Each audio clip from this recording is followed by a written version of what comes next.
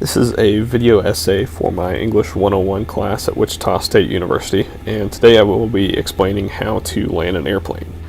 My primary source for this tutorial is the Airplane Flying Handbook, and the video clips that I use to make this tutorial are all videos that I recorded while flying. I'm going to try and make this video so that even people who have never flown an airplane before can understand how the process of landing an airplane works. Landing is considered one of the most difficult and also one of the most dangerous phases of flight because not only are you flying at a very low airspeed, you're also flying in very close proximity to the ground. This is an inherently dangerous combination because when airplanes fly at lower airspeeds, they become less stable, and because you're flying at such a close proximity to the ground, there's a much smaller margin for error. But landing is also one of the most important phases of flight because airplanes carry a limited amount of fuel, so they can't fly forever, so they have to land at some point. So how do pilots deal with this challenge? Simply put, there's four main phases of the landing. These consist of the approach, the round out, the flare, and the touchdown. The approach is exactly what you think it is. It's how the airplane approaches the runway, basically just getting lined up and set up for a nice landing. The round out is when the airplane comes out of that descent and starts to slow down right as it's over the runway. The flare is when the airplane pitches up right before it touches the ground to bleed off all that leftover airspeed, and then the touchdown is just right when the wheels set down, hopefully nice and smooth on the ground. One of the things that makes landing an airplane hard is when you're flying an approach, you actually control the airplane a little bit differently than you would when you're cruising up at altitude. In most cases, you control the airplane's vertical speed with the elevators, which are the control surfaces that control how far up or down the nose of the airplane is pointed. And then you also control the airspeed of the airplane with the throttle, which basically controls how much power the engine is putting out. So on approach to landing, the difference is you actually control your vertical speed with the amount of power you're putting in with the throttle, and you control your airspeed with the pitch. The way that works is if you get a little bit slow on your approach and you need to pick up a little bit more airspeed, you can actually push the nose of the airplane down. Because you're pointing more downwards, you'll actually pick up a little bit more airspeed and you'll go faster rather than having to increase the throttle setting to get more power out of the engine. The other side of that is the way you control your vertical speed on approach is you use the throttle. Because if you use the elevators to control your vertical speed, it's really easy to put yourself into a stall. So if you think you're going down too fast and you pull up, you're going to pull up and you're going to slow down your vertical speed, but you're also going to lose a lot of airspeed, which can cause you to go into a stall and then crash and die, and nobody wants to do that. So instead, if you put in a little bit more power, your airspeed will increase and you'll generate a little bit more lift because there's more airflow going over the wings, and then that will cause the nose to come up and then you'll slow down your descent rate. One of the other systems on an airplane that help make landings easier for pilots are what's called the flaps on the wings. And what happens is they basically come down and produce a lot more lift and also a lot more drag. So they slow down the airplane, but they also allow you to fly a lot more stable at a lower airspeed.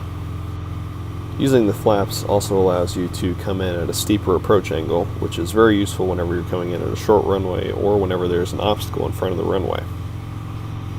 There's a few different things that can make landing even harder than it already is, such as crosswinds, low visibility, or short runways, but there's also different techniques that counteract for each one of these different extra challenges.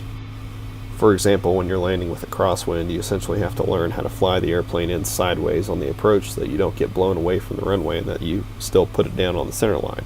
Or also, whenever you're coming in at a short runway, you have to learn how to fly the approach with full flaps coming in really steep, and then also how to minimize the amount of time you spend floating after you flare so that you get to use as much of the runway as possible to stop. So this video is from my second solo flight. It's from my first solo flight in a Cessna 172, and right now I'm on approach for runway 08 at Newton City County Airport. So essentially what I'm doing right now is just trying to get on a nice stabilized and smooth approach towards the runway. I'm using the throttle to control my vertical speed and the elevator to control my airspeed at this point, like we talked about earlier. And you see the plane kind of move left and right a little bit and kind of lean, and it looks like it's kind of rolling a little bit, so that's me making sure the airplane is lined up with the center line on the runway. The camera is also on the right side of the cockpit, so it's going to look like it's not lined up until we actually get on the runway, and then you'll be able to see that it is. So right now we're getting closer to the runway, and this is the part where you start the round out. So right now I'm pulling back a little bit to kind of slow down and arrest that descent a little bit. Then once we get over the numbers on the runway right here, I'll pull power back all the way out and start the flare here. You see the nose come up a little bit, and I'm bringing down that airspeed, and there's the touchdown. So this is at a smaller runway. It's only about 60 feet wide and about 3,000 feet long. And that's actually another thing that can make a landing kind of difficult, is when you go to different airports that have different sized runways to what you're used to, it can actually make it more difficult to tell your altitude based on how big the runway looks. That's a key part of learning how to land an airplane, is what it's supposed to look like outside too. It's called developing that sight picture to know what it's supposed to look like. Going to airports with different sized runways can make that more difficult. So this video is from an approach into Fort Smith Regional Airport in Arkansas, and this runway is about 8,000 feet long and 150 feet wide, so it's a much larger runway. So take note of that on the approach here.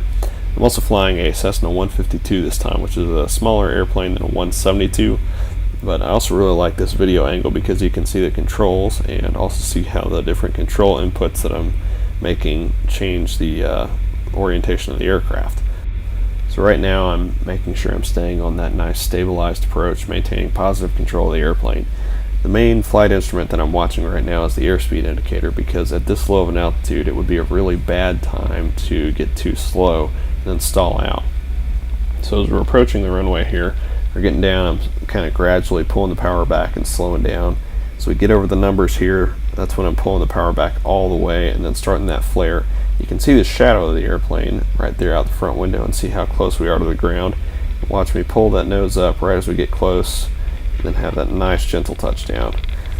So on a really good landing, what you want to do is you want to flare and keep your tires about a foot or so above the ground as you're keeping the nose up and maintaining your altitude and bleeding off all that leftover airspeed. Then you want the airplane to stall right as you're setting down on the ground. One of the ways you can tell if you did it really well is you'll hear the stall warning horn go off just about the same time that your wheels touch down on the ground. So this next video clip is a video from a flight I did back in February, and right now we're on approach for runway 21 at Manhattan Regional. This runway is about 150 feet wide and about 7,000 feet long, so it's pretty close to the same size as the runway we just landed on in Fort Smith. And we're at a little bit different camera angle this time, and I like it because it's on the left side of the cockpit, so you can kind of see what I'm looking at as I'm flying the airplane here. So at this point in the approach, we're coming down and bringing that airspeed back kind of gradually. And as we get closer to the runway threshold here, I'm pulling that power back slowly so that by the time I get over the end of the runway here, I've got the power pulled all the way back.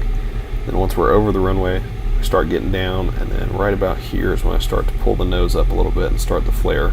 So right now you can see the propeller slow down, and I'm pulling the nose up a little bit to bleed off the rest of that airspeed. And right there is a nice gentle touchdown.